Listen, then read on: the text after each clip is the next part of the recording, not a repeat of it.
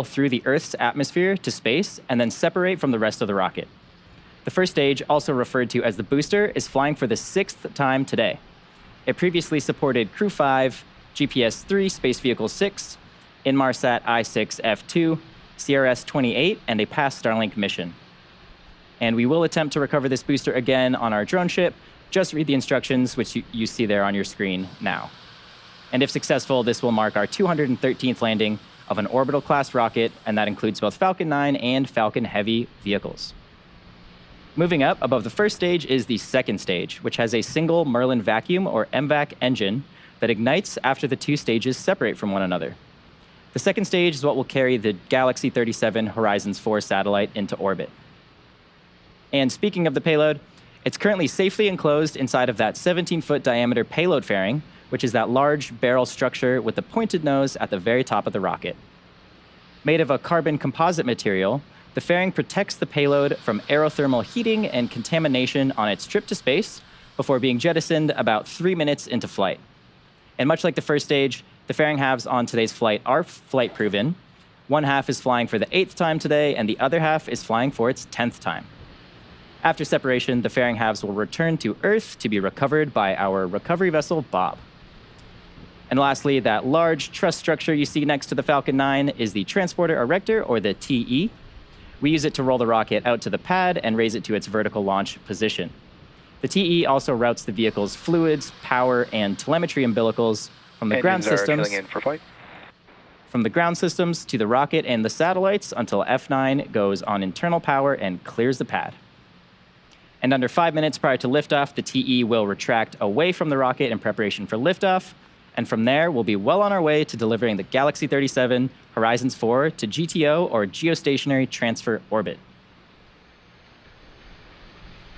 Now, getting to orbit is not as simple as it sounds. In order to get the rocket and payload into any orbit, the rocket has to not only go up really fast, but it also has to go sideways. As we ascend, we tilt the engines, and that turns the rocket horizontally. So to help demonstrate this concept, imagine firing a cannon from a really high mountain. The cannonball will arc, and then good old gravity will pull it down to Earth. Load complete. As you increase the power, the cannonball will arc and land farther and farther away. Eventually, if you could continue to increase the power, the cannonball will end up in free fall around the Earth. Basically, gravity is pulling down on the cannonball, but it's going so fast that it never hits the ground. And this arc that constantly misses the Earth is called an orbit. Falcon 9 effectively does the same thing as the cannonball in this example. It provides enough power and horizontal velocity to the spacecraft on board the second stage that the spacecraft is placed in orbit around the Earth. And you'll be able to see this today by watching the orientation of Falcon 9 after liftoff. The rocket will go straight up until about T+10 seconds, at which point we begin that shift in orientation by gimbaling the engine so Falcon 9 can go horizontally really fast. So be sure to take a look at that after liftoff. Now, at just about 5 minutes and 20 seconds until launch, we should see those clamp arms beneath the fairing open up in preparation for a strongback retract. And once we see those clamp arms open around the second stage, we'll see the TE begin to pull away from the rocket just slightly. Then at T0, ground hydraulic systems will pull the TE even further away from the Falcon 9 as it lifts off. Pressing for strongback retract. Just sort of call out that we are pressing the tanks ahead of that strongback retract.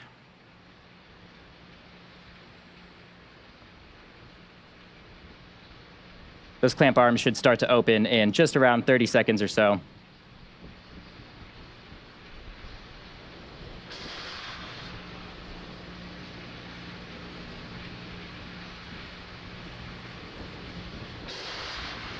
Strongback lower has started. And there's that call out for those arms starting to open up. You should be able to see them just below the fairing halves there on the second stage. As you can see there, the arms are now opening up.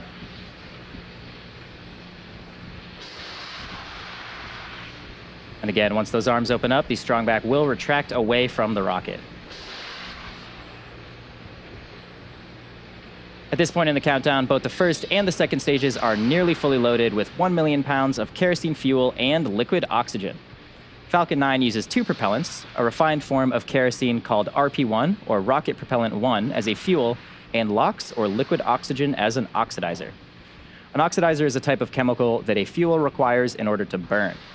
The liquid oxygen is chilled below its boiling point so that it has a much greater amount of mass per volume, and that's basically so we can load more of it into the rocket. In addition to these two propellants, we also use the chemical TTEB, or triethyl aluminum and triethyl borane, as an ignition source. The combustion of RP1 and LOX is what makes the rocket go, and it's the TTEB that sets the match to the propellant mix. At T-minus 60 seconds, Falcon 9 will be in startup, and this means that the rocket's autonomous internal flight computers have taken over the launch. Stage 1, LOX load complete. Have taken over the launch countdown. And just inside of T-minus 2 seconds, we will light those 9 Merlin 1D engines for liftoff.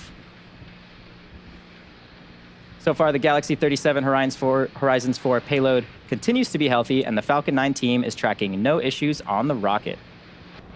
Currently, weather is green, and the range is ready to support a T0 of 1 a.m. Eastern Time. Teams are currently reporting an 80% probability of launch today based on weather. Now, coming up next in around 30 seconds, we should hear a call out for second stage LOX load completion, and that will end the propellant loading process.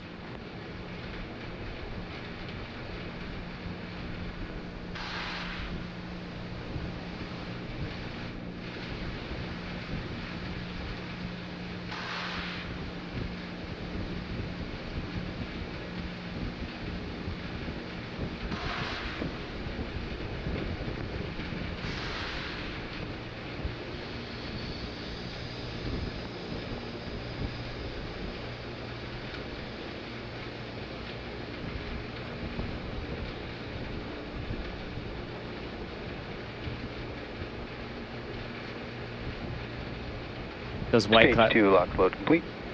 Just heard that call out for Stage 2 LOX load completion. So with that, the Falcon 9 is now fully loaded with propellant. Those white clouds you see venting from the TE LOX line is a completely normal part of the process. Ground gas closeouts.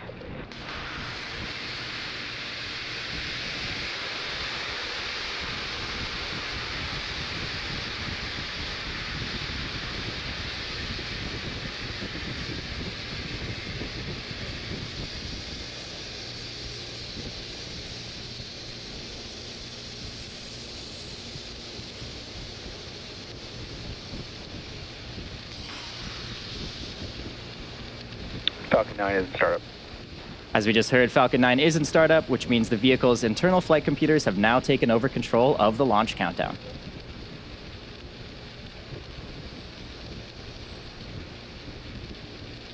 SpaceX launch director, go for launch. And there we go, folks. With the final go for launch from our launch director, all systems are go for launch of Falcon 9 with the Galaxy 37 Horizons 4 satellite. 30 seconds.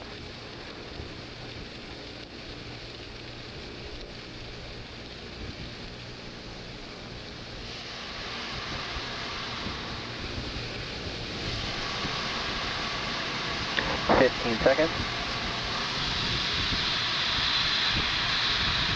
T-minus 10, 9, 8, 7, 6, 5, 4, 3, 2, 1.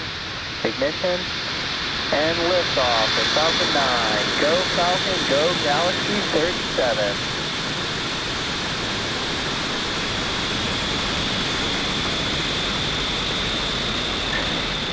Vehicles pitching downrange.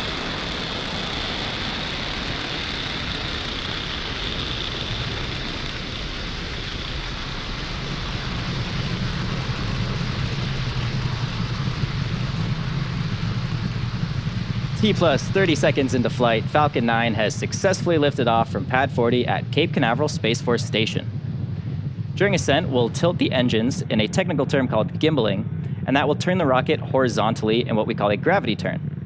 Nominal power and telemetry. Now we're still going up, but we're also heading horizontally away from the launch pad. And the rocket typically needs to go about 17,500 miles per hour horizontally in order to avoid being pulled back down to Earth and reach orbit. Falcon 9 is supersonic. Just like that cannonball I mentioned earlier in the webcast. Now coming up, we should throttle down the Merlin 1D engines in preparation for max Q, or maximum aerodynamic pressure. Max Q. And there's that call out. We did just pass through the point of max Q.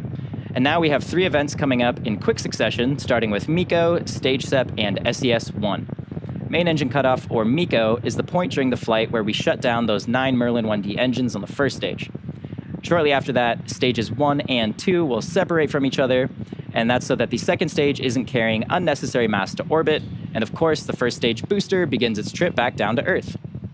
Second engine start 1, or SES-1, will be when we ignite the Merlin vacuum engine onboard the second stage. Nominal trajectory.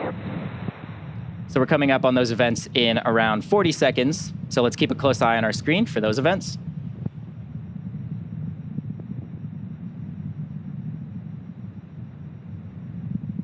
Getting some great views of the ascent of the first stage here. You can see the plume of the rocket is expanding as the surrounding atmospheric pressure decreases.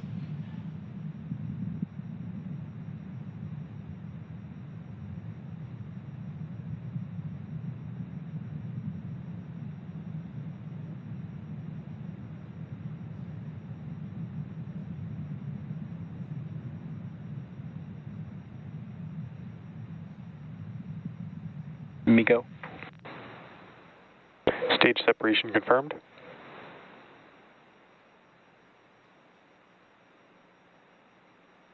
And vac ignition. There we go, folks. You just heard and saw those 3 events that happened back to back. Those were MECO, Stage SEP, and SES-1. Coming up next in around 30 seconds will be fairing separation. As a reminder, on the left side of your screen, you are seeing a live view of the first stage. And on the right side of your screen, you're seeing a live view of the MVAC engine attached to the second stage. Now keep a close eye on the telemetry in the bottom left and right corners of your screen. You can see MVAC is continuing to accelerate the payload faster and faster. And stage 1 is actually slowing down as it is no longer under power of rocket engines. Fairing separation confirmed. And there we go. There go those 2 fairing halves. We will be attempting to retrieve both of those again today once they fall back to Earth, and we'll be using our recovery vessel Bob for that. Coming up next are the 2 burns on the first stage, and that is to prepare us for landing on our drone ship. Just read the instructions. Acquisition signal, Bermuda. Now we're just about T+4 minutes into today's mission. We are currently in the first of 2 planned MVAC burns prior to satellite deployment. At around T+6 minutes, you should see on your screen the first Both stages. vehicles remain on a nominal trajectory. You should see the first stage's entry burn at about T+6 minutes. Now for the entry burn, we do relight 3 of the M1D engines, and that's starting with the center E9 engine, followed shortly after by the E1 and E5 engines. And that slows the vehicle down as it passes back into the Earth's atmosphere. Now we need to slow down the vehicle to reduce re-entry forces, and that helps us recover and reuse the first stage. So be sure to follow along with the telemetry in the bottom left and right corners of your screen. During the entry burn, Falcon 9 is decelerating by firing its Merlin engines, but we're still moving very rapidly. So this causes the vehicle to fly through Merlin's exhaust gases, also sometimes called the rocket's plume, and this deposits a layer of soot on the vehicle's surface. And that soot comes from the carbon-based fuel that Falcon 9 uses. So again, coming up on the entry burn in about a minute and 10 seconds from now. Currently getting a great view of the MVAC engine continuing its burn. We are now traveling over 12,000 kilometers per hour as we head to orbit.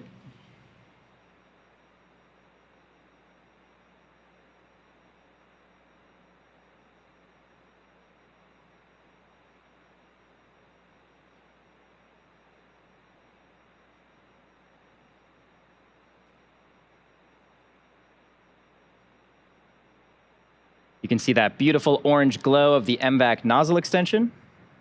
That's one of the methods that the nozzle uses to cool itself during burn.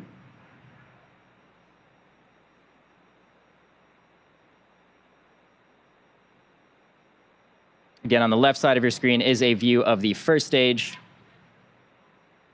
Should be starting up for the entry burn in just around 15 seconds.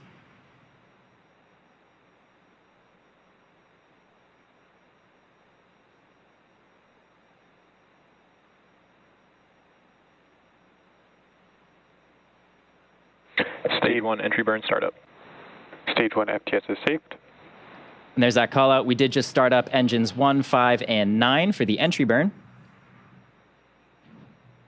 This burn is around 20 seconds in total. You can see in the telemetry in the bottom left side of your screen that the vehicle is slowing down rapidly now. Stage 1 entry burn shutdown. And there we go. Just had confirmation of stage 1 entry burn shutdown. As a reminder, the first stage that's supporting today's mission will perform the entry burn for the 6th time. It has previously supported Crew 5, GPS-3 Space Vehicle 6, Inmarsat 6F2, CRS-28, and a past Starlink mission. Falcon 9 is, of course, the world's first orbital-class reusable rocket, and this is important because reusability allows SpaceX to refly the most expensive parts of the rocket, and that in turn drives down the cost of space access. Next milestone coming up is the shutdown of the MVAC engine on the 2nd stage, and that'll be followed quickly by our landing burn on the 1st stage. So we do have about 30 more seconds. Terminal guidance. 30 more seconds in the first burn of MVAC. As you can see now, we are traveling over 23,000 kilometers per hour. Stage 1 transonic.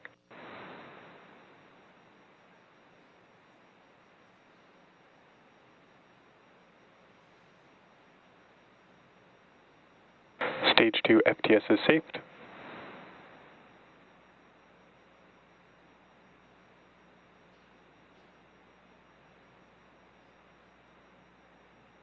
Stage 1 landing burn.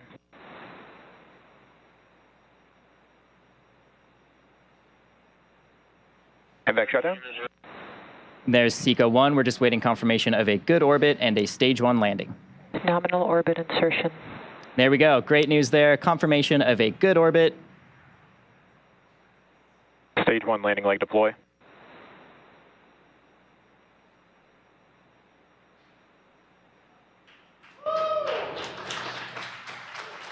Stage 1 landing confirmed. There you have it, folks. Expected loss to zero. Cape. That landing marks SpaceX's 213th recovery of an orbital-class rocket, and that includes first stage landings for Falcon 9 and Falcon Heavy missions. Now, the mission isn't over just yet. The 2nd stage is now embarking on its first coast phase. After this coast phase, we will light that MVAC engine for a 2nd time around the T plus 26-minute mark. So we'll see you back here in about 17 minutes.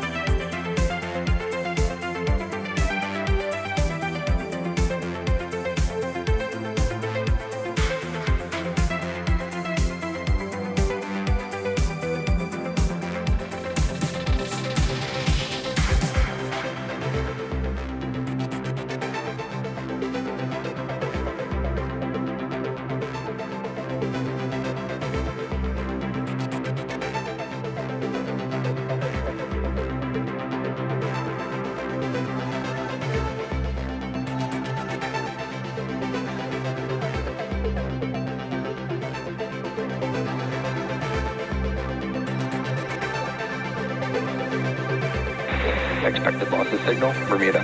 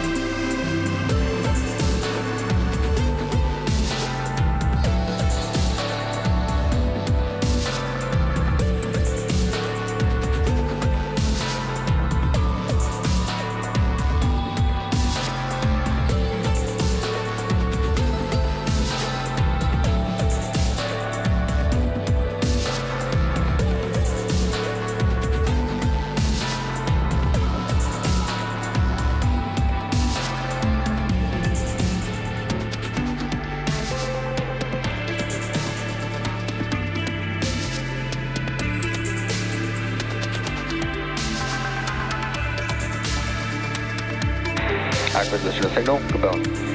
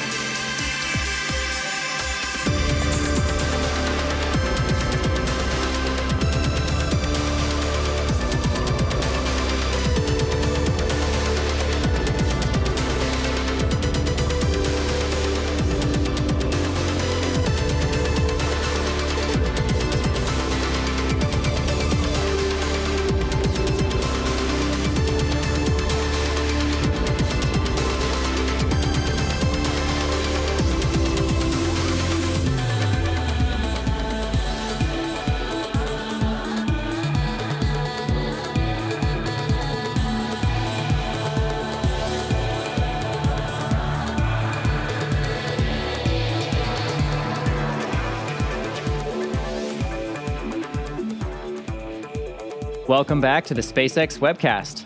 Tonight's Falcon 9 mission is carrying the Galaxy 37 Horizons 4 satellite to space. We've had a nominal mission so far. Falcon 9 launched on time at 1 o'clock a.m. Eastern Time from Space Launch Complex 40.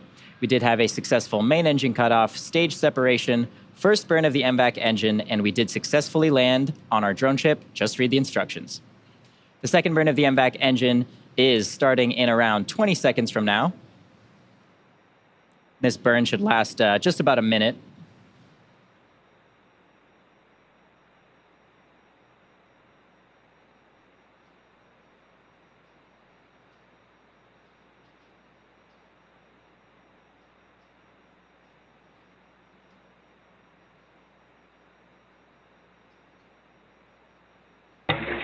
MVAC ignition. And as you just heard and can see on your screen, we did just start up that MVAC engine. This is the second of two planned burns for the MVAC engine today. And again, this burn should last just about a minute. Now, today's mission is what we call a GTO, or Geostationary Transfer Orbit. The current burn is putting the high end of the orbit at an altitude of about 35,000 kilometers or 22,000 miles.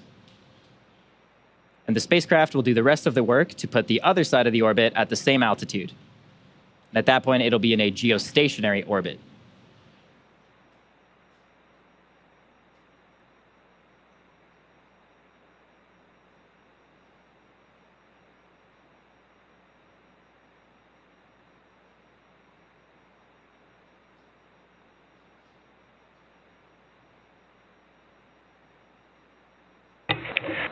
MVAC shutdown.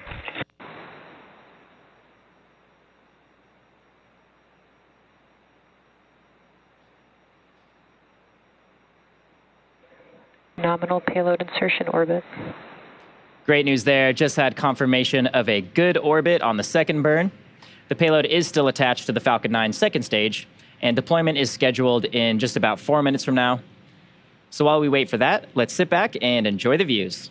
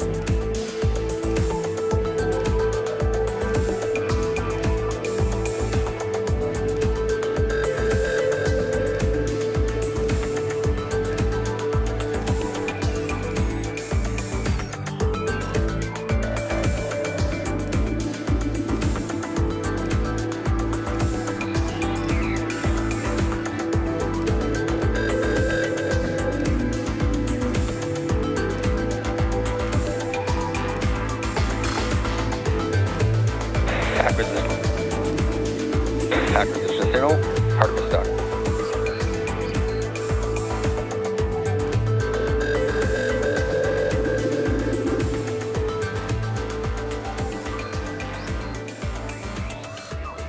If you're just joining us, welcome to the webcast for the Intelsat Galaxy 37 mission. We've had a nominal mission so far with an on-time liftoff at 1 a.m. Eastern Time, followed by successful ascent, stage separation, and 2 second stage engine burns. Now we're coming up on the final mission milestone of the day, and that is payload deployment from our second stage. As a reminder, our customer for today's mission is Intelsat, and they're launching their Galaxy 37 Horizons 4 payload. Manufactured by Maxair, today's launch will further advance Intelsat's comprehensive Galaxy fleet refresh plan. And expected to enter service by October of 2023, G37H4 is a single satellite that will provide North American capacity for television media and telecommunication network customers, and continuity for mobility, network, and U.S. government customers. And it will be jointly owned by Intelsat and JSAT International, which is the U.S.-owned subsidiary of SkyPerfect JSAT Corporation. Now we're just coming up on payload deploy in around 20 seconds.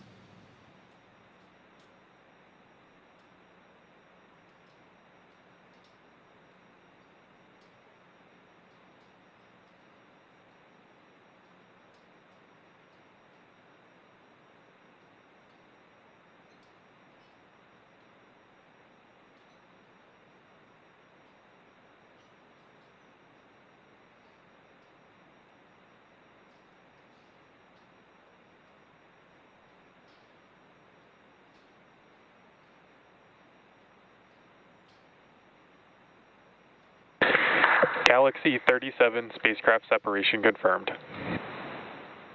There we go, folks. With that confirmation of successful payload deployment, that will end our coverage of the Intelsat Galaxy 37 mission.